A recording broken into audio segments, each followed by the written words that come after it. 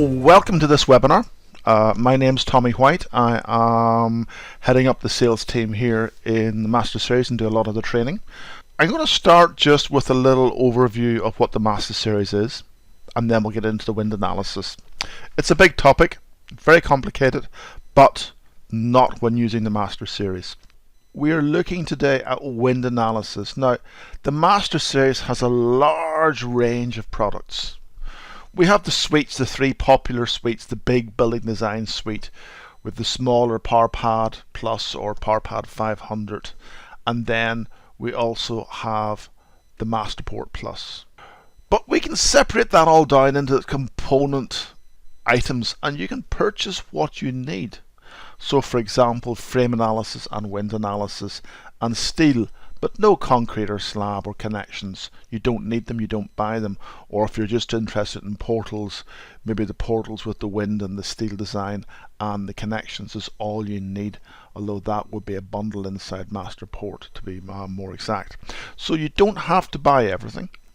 And the wind is integrated. These are all fully integrated. And if we just have a quick look at this integration, the wind analysis will integrate directly into the building design suite, into PowerPad, PowerPad Plus, and into Masterport.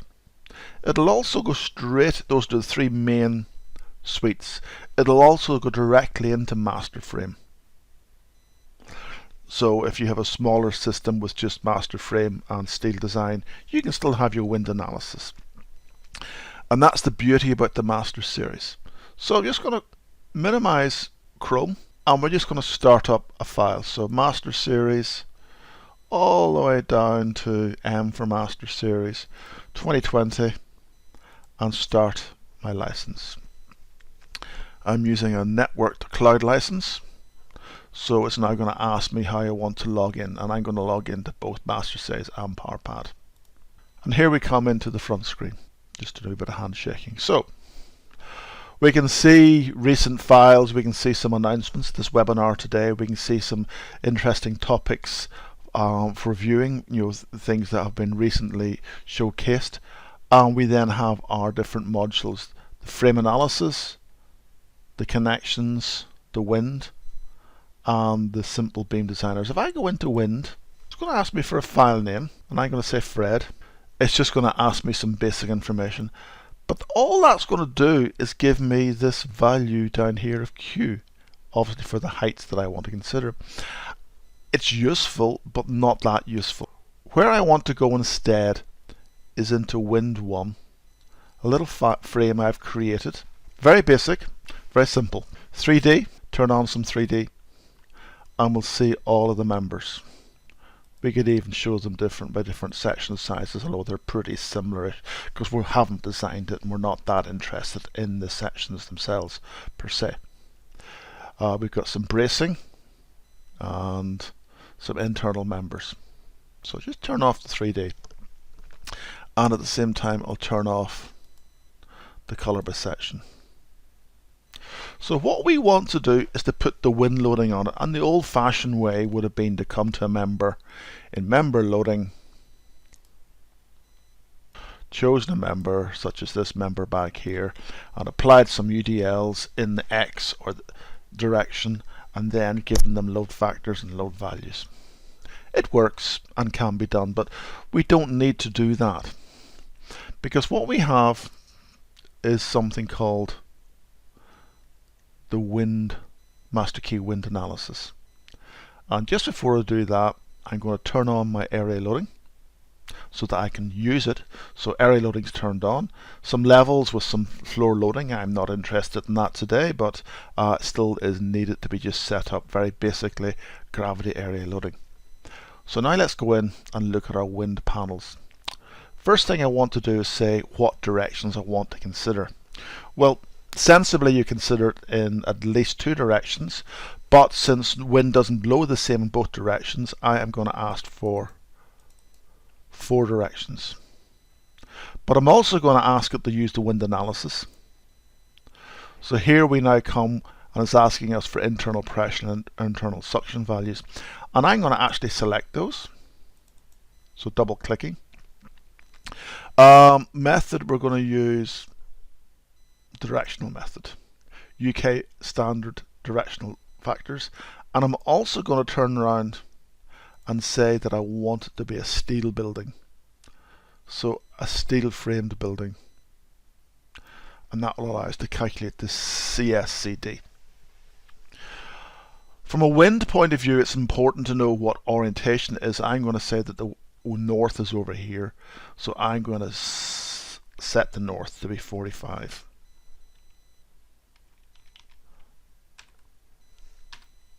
And there we go. Our north is way over here. So that's where the north of my building is. And that's all very straightforward, but doesn't get us very far. What we now need to do is to say where the building is. So site data. So we're now stepping into the realms of the wind analysis. Beautiful little map. And I can come along and say, oh, somewhere up here. That looks like Edinburgh. We could say, yeah, we're in Edinburgh. Or we're over here in Queensferry. But we don't have to do that. We can turn around and say, well, I want to go to Edinburgh. And there we are, yes, slap bang in the middle of Edinburgh. And there's my topography. Or we can use a national grid reference to get it more accurate. So if I go back to Chrome and go into a wee website called Grid Reference Finder, we can do it two ways. We can come along and we can say Berwick upon Tweed, and I know that it's over here, and just click and put my pin there. But I can also type in a postcode E3736. I'm going to go 6FA and see if that comes up. There we go. And we're slap bang in the middle of a road. And I can say, well, yeah, but it's actually going to be over here. So I can put the pin over there. There I go. I've got my pin. And now I can now see where I am. And interestingly, I just appear to have gone to a totally different country, which I was not expecting. This grid reference finder seems to have identified this postcode as not being a UK postcode. So we should have been in the UK. I didn't realize it would do that. Back up. Berwick upon Tweed. Coming into Edinburgh. Of course, if I knew a real postcode, I wouldn't have a problem. And then I can say, right, it's going to be here. So I put a pin there. I've now got a grid reference. And that is the shortened 6 letter, and that's the longer 8 letter. I want the 6 letter one. I just Control C, and I come back here, and I put it in, and we'll see that it's now, press enter, and it's now just moved outside and changed those. So there we've got our accurate location of our site. And once I've done that, I will lock that down. So I can't change it. And walking through, we've now see obstructions. We don't have any. We're going to use the UK SD factors. If I did not know my orientation of the building to north, I would have to go to an SD factor of 1, and I'd have to then go and turn off the obstructions and everything and topography and keep it simple. So I'm going to say UK, and I'm going to go for the Eurocode method.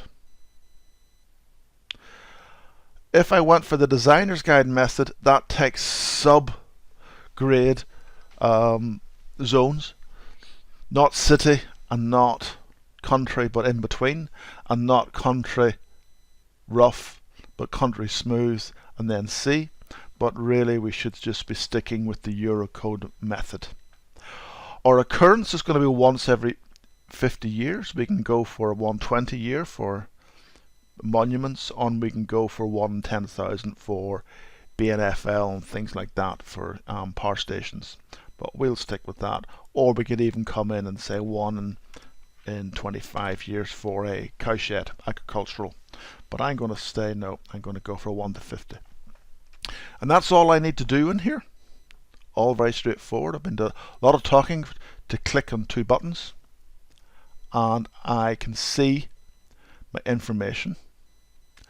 I've got values at 3 heights, 9, 5, 6, 5 and 3, 5, and those are the 3 heights of my beams in my frame. We'll see what the Q values are for the different heights. So ranging all the way up to 0.776, 0.9 at the 9.5 meters. So big difference between the 3.5 meters and the 9 meters up. It's actually nearly doubling the Q value. So close that. That's that stage done. Now what we need to do, very straightforward, is looking at this, is to apply the wind loading on the panels.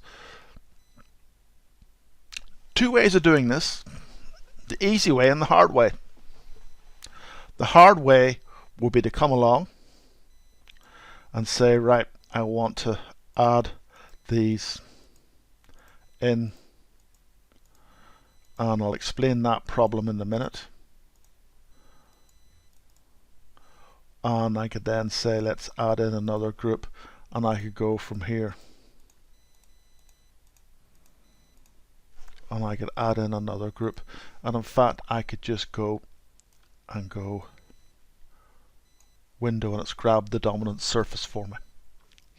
And for any direction, I can say, very straightforward, that it's horizontal or vertical spanning, or 2-way spanning. With 2-way spanning, obviously the bottom quadrant goes down onto the ground beams and it's not part of the steelwork superstructure or the superstructure loading of the columns and beams.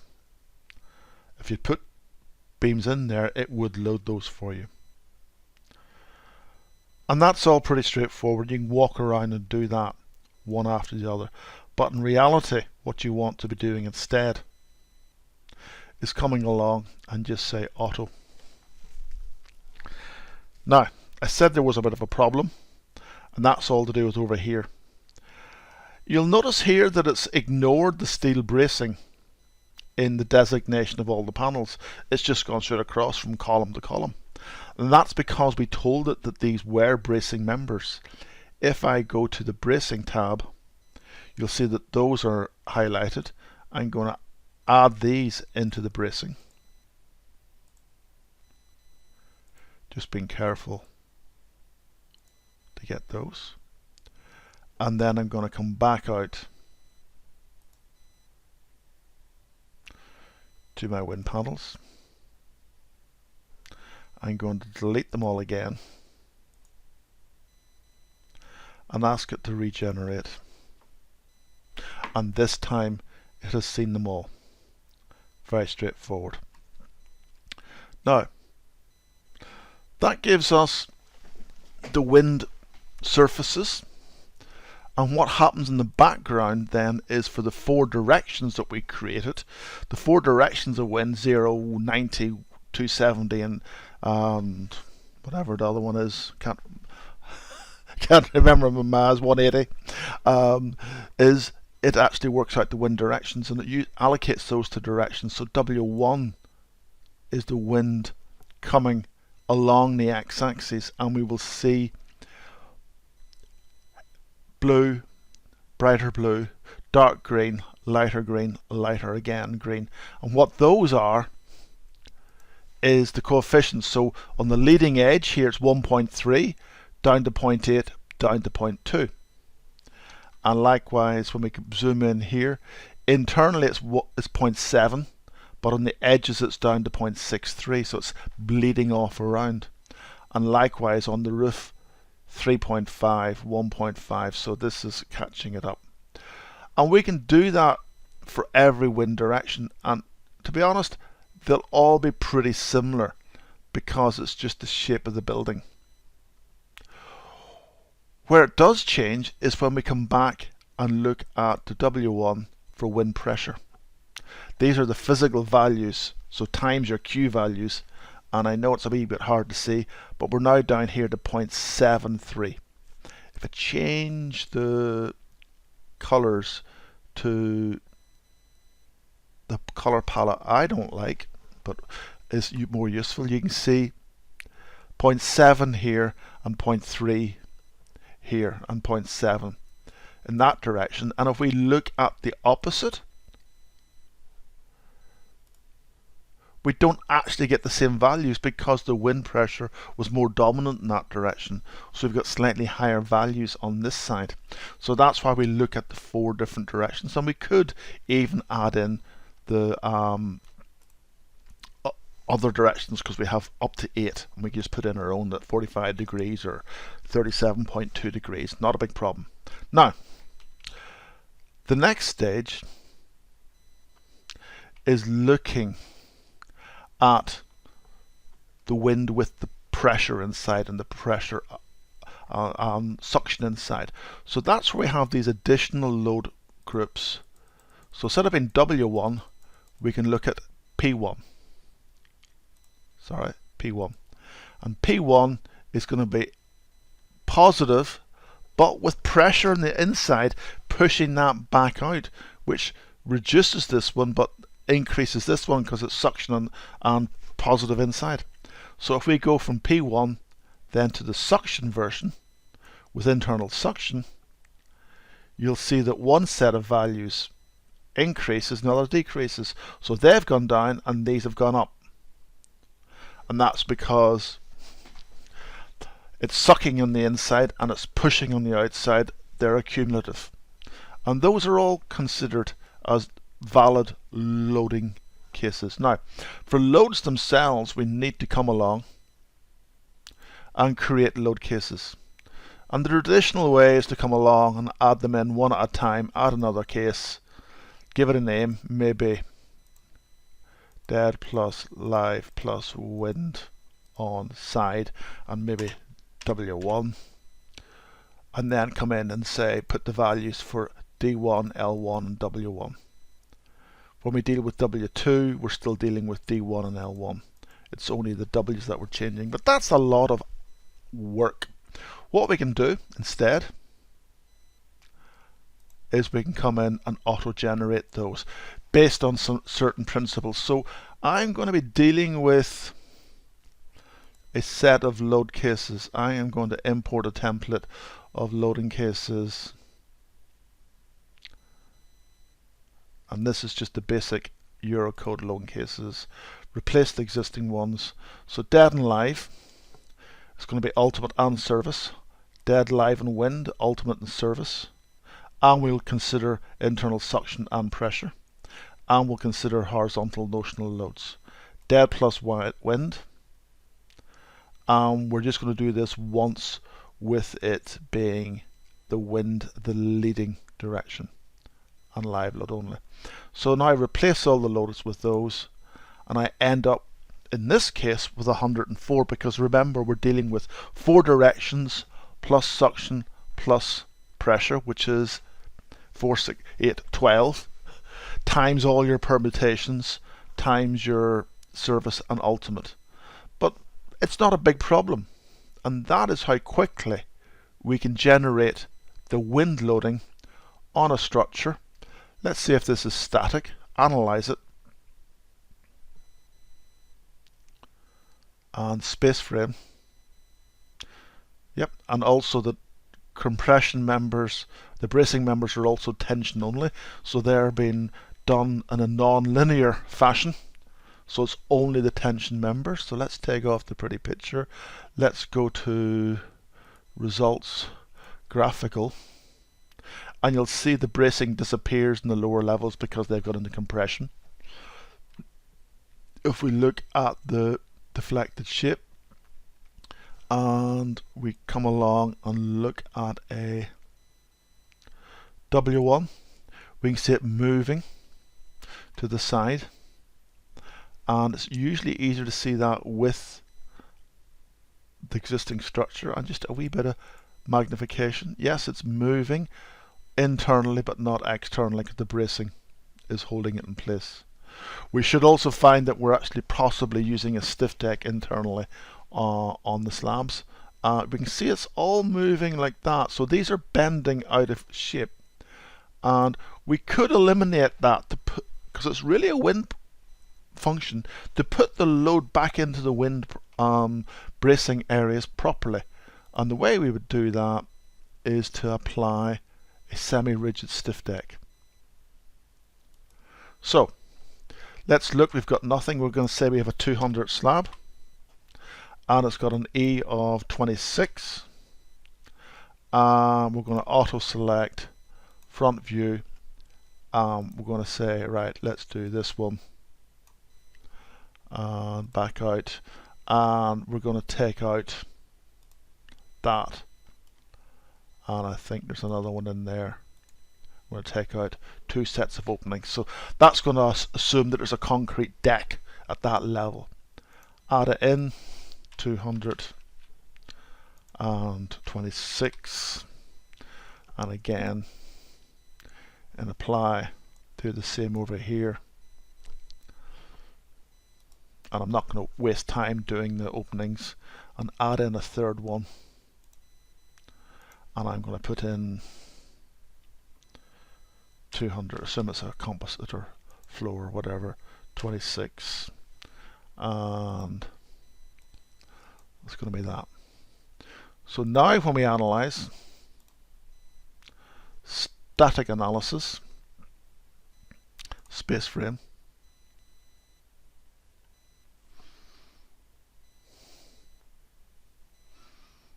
a wee bit more work involved, but still doing it in 20-30 seconds. So let's go and plan. Like last time, results, graphical, and let's look at deflections, and you can see nothing in the first loading case. It was these cases here where the whole bays are all moving rather than just the internal 3 bays that are moving. So everything has been tied together with this stiff deck assumption from the slabs, and that's great, and that works perfectly. So that is W1. If I came down to W2, you'd see it's moving in that direction, which is a minor axis direction, so we got a wee bit more movement. And then you could look at W3, same values, and we're going backwards to the left instead of the right. So everything is all considered and handled in your wind analysis. But hey, wouldn't it be great if every building was a square block? But they're not. So let's go and look at another building. And this is one that was done by a client, but I've changed loads and things around on it so that it's not the same building, and we're not going to talk about how good the design is. Let's look at the structure. Let's put a bit of colour on it, so we can see the different sections. We can see that we've got curved facades. We can also see that we've got inset stories, and down here we have re-entrant, but it's more awkward than normal because it's only re-entrant from about the 5th floor up. So let us go and think about wireframe and that. We want to go and do our wind analysis on this. So loads, winds, we've done our directions, we've done our reductions. Site data, this time I am going to go to Ireland, just to show you that we can work with both the UK and Ireland. So at the minute we're somewhere. Aberdeen, more than likely. I'm going to go for an Irish location. So I can come in here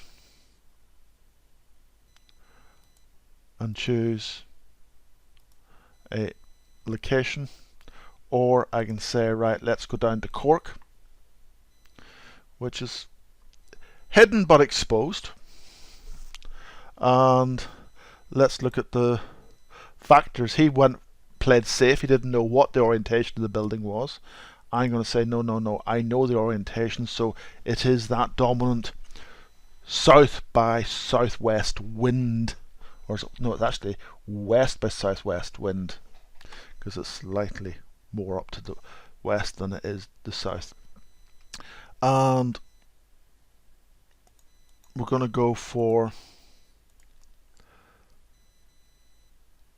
designer's guide method now. I suspect this guy at the minute is doing BS. I'm going to go with the Irish National Annex, and we are now using the Eurocode standard method. So that's that setup, no different to past. Coming out, what is more complicated is the wind zoning. So let me look at my wind panels.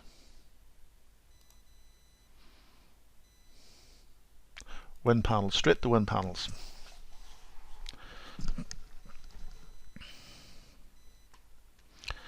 So I have a few panels set up. I'm going to delete them all.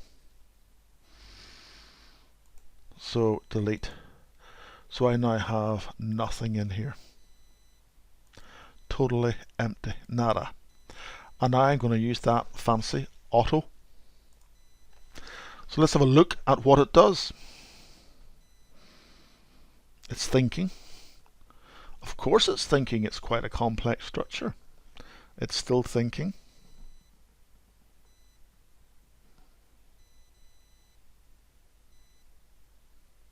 There we go.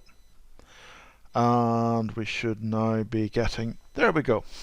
Now, a couple of little things are happening here. One of them is we need to try and teach it how to handle this return. We do have our inset stories. We also have a problem around here, and I'll explain this one first. We also have parapets all around the top.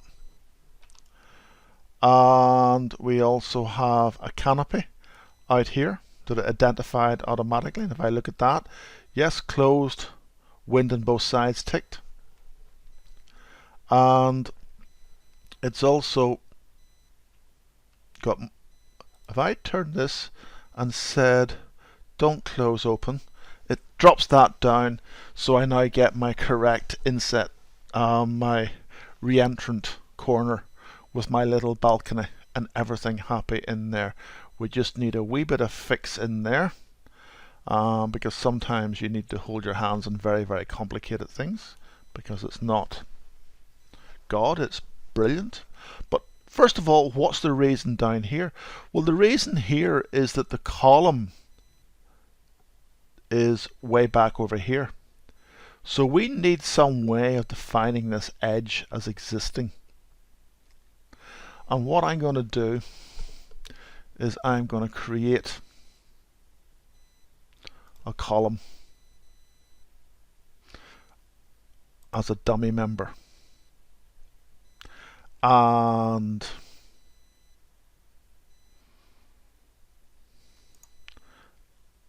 base level. And I'm now going to put in a column. Where was that area? There it is.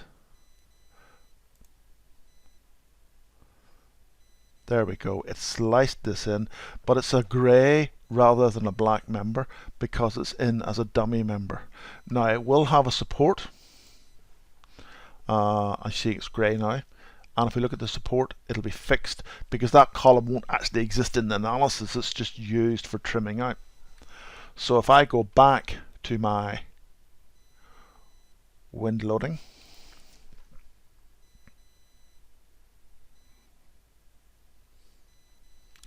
and I went to this panel, I could now tell it to add in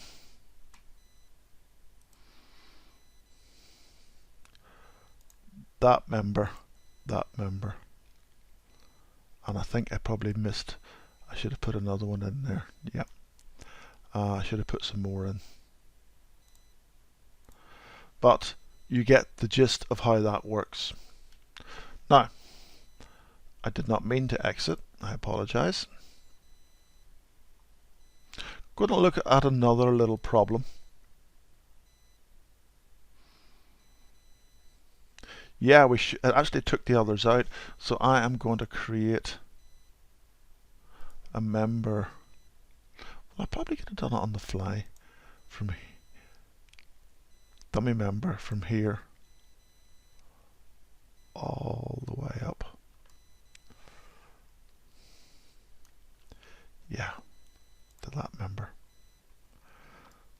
So now you've got the dummy members, hopefully, where we want them. Yeah. Loads, wind panels. So our next problem is that little area in the re-entrant area that we want to fix. So if I come around, where was that? I think it was here.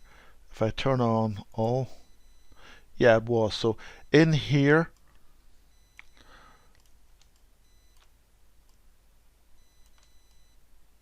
if we look carefully, we will see that this panel is missing a couple of members. So I'm just going to come along in probably the easiest way to do this is like this, and just zoom in this area. It just gives me a wee bit more scope. So I'm going to take the extra members either side. I'm now going to take this up to here, and I only need this height. I don't need any higher.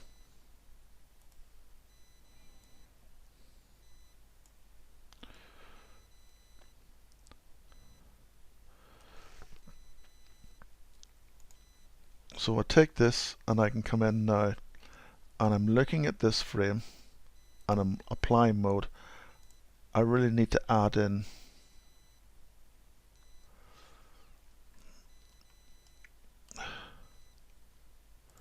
that member, and that member, and one down there. So let's tidy that one up, and I can then do the same for the other surface, which I think is the back surface. If I go to search mode, yeah, there's a wee bit missing there, and there you go, and that's that done. But this isn't perfect, and I'll explain why. If we look at this structure, we are assuming that this is all part of the one surface. So in fact, when we come to look at the wind directions, and I want to look at it going that way, so I need a different direction to, no, the opposite one, 3, 4. It's assuming that this is your leading edge and this is just a continuation, which is not the case. This is really its own leading edge. And likewise, in here, we have the same problem. So what we need to do is to actually handle this a wee bit more intelligently. And the way to do that is very simple. If I go back to my wind loading, wind panels, this is not a large task. It just refines the loading a wee bit better. So I'm going to kill everything. I'm now going to put it in the front view, right view. That gives me the two informations I want. What I want to do is from here to here first, and then this level, and then that level, and that will allow me to handle the inset stories far more accurately. with the correct leading edges. So filter. So I just zoom in to just above that, and I just now say auto. Off it goes, and it only does it for this area. But even though it's only done it for this area, you'll see something quite interesting happening. It already knows about the exposure of this as an external floor and an external floor.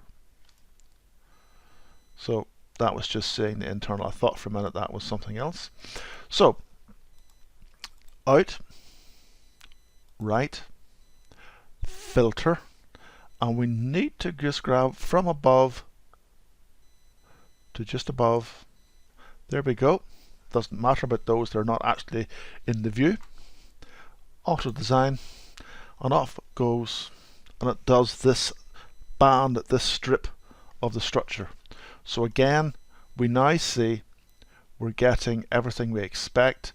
We need to tidy this one up again in a second. So what I can do here is I can take this one now that I'm here, and then just go and say apply that, and then I can take this one and I can say don't close, open sides. So that solved that problem. You've also got all this little inset in here all sorted out for yourself. So now back out, right view, and we do the top half, so to speak. So we need to filter, and we can take it just down to there, and we go auto all, and all it's doing is this top 5 floors plus parapet.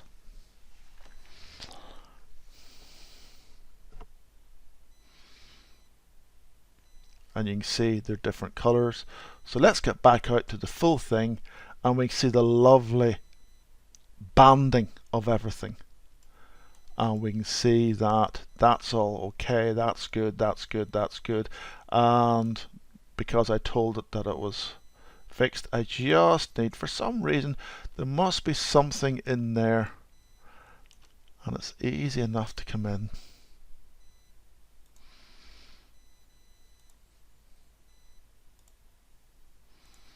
And add that. I just check the other side is good. So everything is good and close, so there's no holes in my building. So having done that, very straightforward, very clever. Let's look at the wind directions this time. W1, and as you will see, if we come around to the next wind direction, that's a leading edge, and that's also a leading edge, and that's a leading edge. So those are 3 separate leading edges, and they're not tied into each other. And it's a lot more intelligent on the system.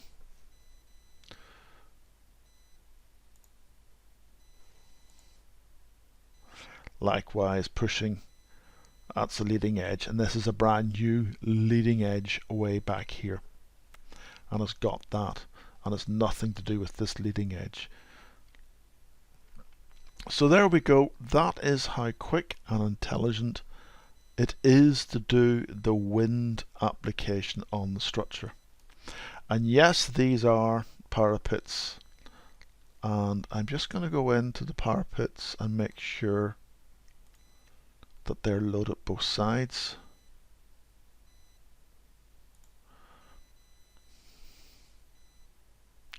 If I choose a parapet, yep, wind on both sides. So it is actually taking the pressure each time on both sides. Likewise, that little, where is it? Annoying little, ooh.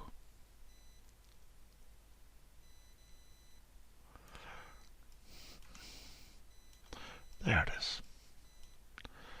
This little canopy is wind on both sides. So everything is done accurately and automatically for you on the structure. So that's really it. If we wanted to work outside the UK and Ireland, we need to step back one stage. The panels are no different because they're coefficients. What we need to look at is the Q values. So let's go to wind and let's go to, sorry, we're loading, wind panels and wind directions.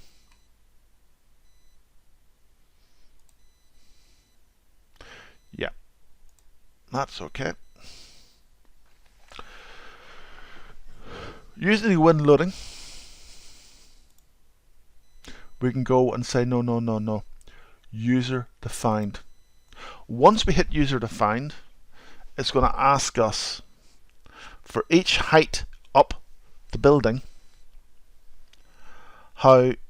what's the wind pressure. So this is all in newtons. So I'm going to say 750 at 0, probably 750 again. At 5 meters, 750. But I'm going to go for 850. And then we're going to come up to 900. Now we're getting into 1,000. 1,025. Bear in mind these jumps can be quite high as well. 1,050, and if our building's no higher than that, or we don't worry about anything higher than that, we could say at 50 meters it's 1,500, and it will just disperse it in between. Diagonals reductions aren't important other than for BS design, where you had your wind diagonals. And that's going to take the Q values from here rather than from anywhere else. And it's going to disperse the loading accurately for that. So if we go into the wind load,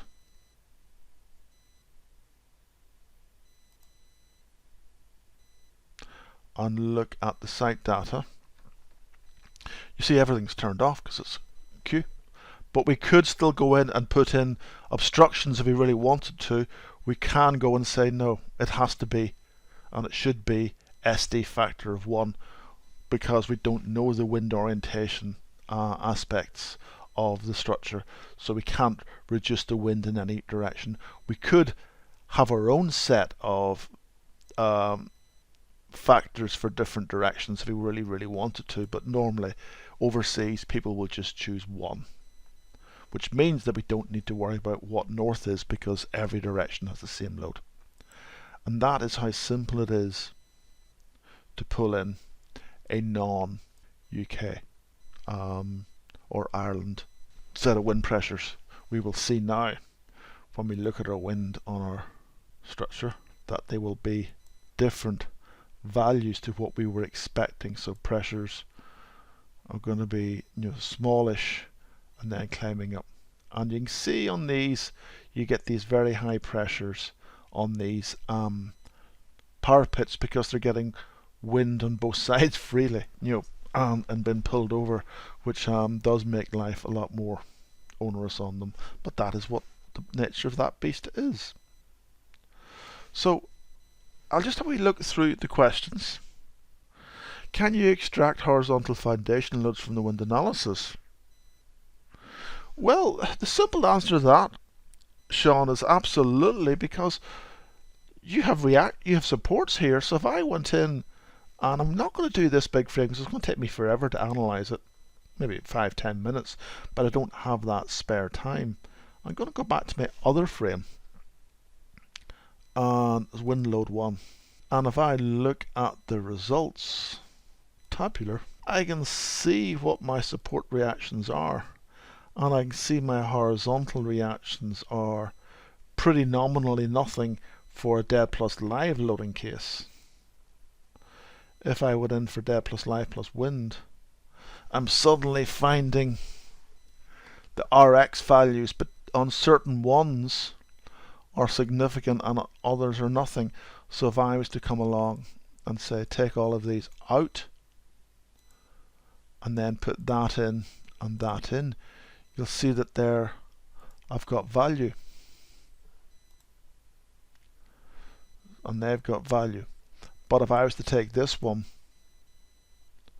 well, it does in this case have a certain value because of the bracing component, but you will get your reactions directly onto your foundations, and that's for dead plus life plus wind serviceability. If one had created a wind load only loading case, so there's wind W1 only, and we can then see from that what the loading is on the structure. Now, because the bracing is not 100% perfectly symmetrical and the structure is not symmetrical, we do get a wee bit of twisting that gives us some RZ reaction, but the principle is the RX. As you can see, that's 101, whereas that is a summary of nothing, because it's, should be nothing because there's no external forces pushing that direction. So yes, you can get your support reactions, and if you had beams, you get the reactions loads onto those beams. What does the open-sided and closed-sided panels mean? Well, basically, that's very straightforward. If I was to come along and modify this and delete, say for example this member, and then look at the wind loading surface, this here is assuming that we're going to span across that even though we have no structural member, and that is what we call an open-sided, and likewise at the bottoms it does that. So if I turn that off, you're going to lose those bottom members, but you're also going to lose that. So what you'd need to do is come along and add a dummy member in there, and then we would need to add those to the group, so in member mode. So now, with it being told that it doesn't close open-sided panels, it doesn't close this. It's more useful for the bottom, but also can cause it to think it's closed on the top when you have close members together. So that is how you'd handle that. How can I apply a dominant opening? Right, well, there's two ways of doing that. One is to change the internal pressure, internal suction in that direction, and that's quite popular. So if I went to property, wind loads, wind directions, you will see that you have these internal suctions and internal pressure. You could come along and say, well, we have a dominant opening here, so when we're blowing in that direction or that direction, I want to modify the value. So that's the X plane, so it's going to be W1 and W3 that you'd modify the values for to allow for that dominant opening in the structure. Somebody's asking, shouldn't the span of wind panels be between the floors? It all depends on your construction. If it is masonry, you could argue it's two-way spanning, or you could have it horizontally spanning. If it is sheeting rails, well, the wind's going to go onto the sheeting rails which span horizontally. If it is a form of precast panels that are applied that are attached top and bottom, absolutely you can have that vertically spanning only. It's up to you. Are the modification factors for multi-span roofs taken into account? As Jared asking that. Well, that's really comes into the realms of portal frames rather than individual structures. And portal frames have their own set of rules. And one of those weird rules is that you can have positive and negative wind loading on a structure. And I'm going to look for a... Actually, take this one I was talking about earlier today with one of my colleagues. And here it comes. What I'm now going to do is edit. This is in master port, and we're still using our wind analysis. And I am going to come along and say that I have 3 spans, and somebody has tripped it with a 275 somewhere, which I need to find. But we're going to have our bracing using the automatic, yes. So it's putting the bracing in, and we just need some gable posts in that middle set, and we'll be off. And we'll probably put a post in there and a king post back off, and we need to put those back in as well. But I'm not worried about that today, because that's not what we want to see. What we want to see is how it handles the wind analysis. Naturally, we can go into the wind analysis and say where we are in the country, and I have gone to the wash and back out again. But what you will now see is, if I look at the wind on this, that I have W1. I have 5 directions, because I have W1 coming from the left, and I also have W2 coming from the left, where you get this variation in the wind load, where it's asking it. Now, if I was to turn around and go to my spans, and I was to tell it that the second span was at 22 star degrees, that's going to be different, and it's going to calculate everything differently from that. And if I was to turn around for my columns and say they were all flush, not 7 drop 1, but flush, then we end up with just the leading edge. But they are all different. And you'll see, if I look at the coefficient values, you're talking about 0.1, 0.59, 0.35. Now if I pull this one back to the same height and make this 7.5, you'll see that it is the leading edge, and then the followers are less, as you would expect in that direction.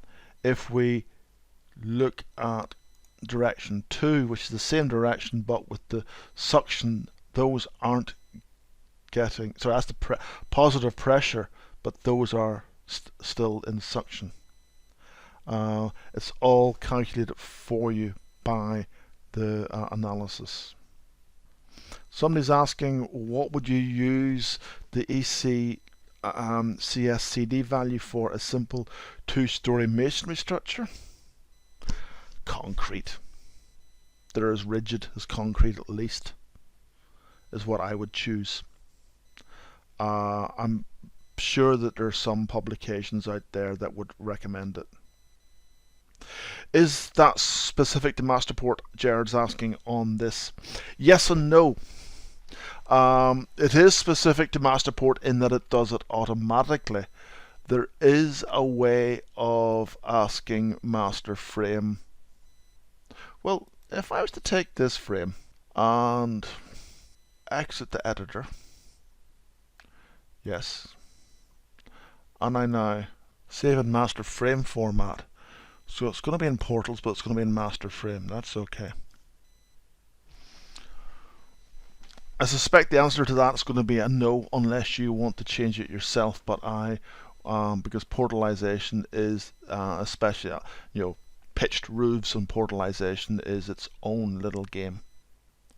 Coming into MasterFrame, going into Portals, and this is the one we've just done. Open. Here we go. Let's look and see if we haven't even got the window load on it. It doesn't understand that.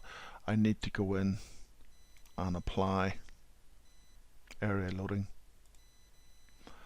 and that's fine. That's all I need there.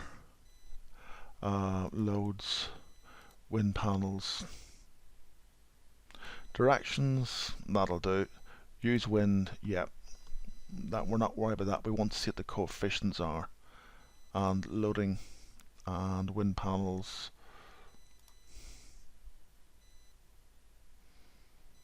So if I go and say Autowall,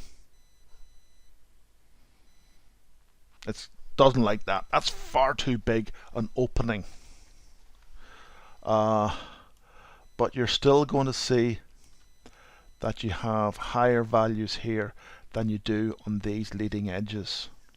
Now there's some jiggery pokery I need to sort out because it doesn't understand what's bracing and what's not and things like that. But this still gives us an indication that yes, it will understand that it is a secondary bay back of a roof. So the answer is specific to Masterport, not really. Can't we use forced method without internal coefficient? I'm not sure what you mean, but by all means you can go in and put in whatever pressures you want. I mean, one of the things that people don't realize again is that you don't have to always agree with these. So if I was to turn that off and look at the wind pressure on this panel here, or this one, and instead of taking the defaults, at any stage I can come in and say, well, actually, I want to change my CPEs to make it 2 and 1 and 2 and 1. And what we're going to find then is when we look at our wind pressure is going to be so much higher than those panels because I have overridden the basic values. What does the reduction row when I would be using user-defined wind pressures do? Well, the reduction is really to do with the diagonal distance of the whole structure, and that's really a BS application rather than Eurocode. The BS says that if this diagonal brace is resisting this frontage, which is that diagonal of wind, then if it's a big area, we can reduce the pressure, the overall loading. So for larger structures, we don't assume that the wind can be applied on the whole thing at the one time, and that's how that covers very large buildings, that reduction. Ladies and gentlemen, I'd like to thank you all for coming along, and do stay safe, and hopefully we will all be able to meet sometime soon at some sort of seminar rather than webinars once we all get back into the safe and secure world. So take care, stay safe, and all the best.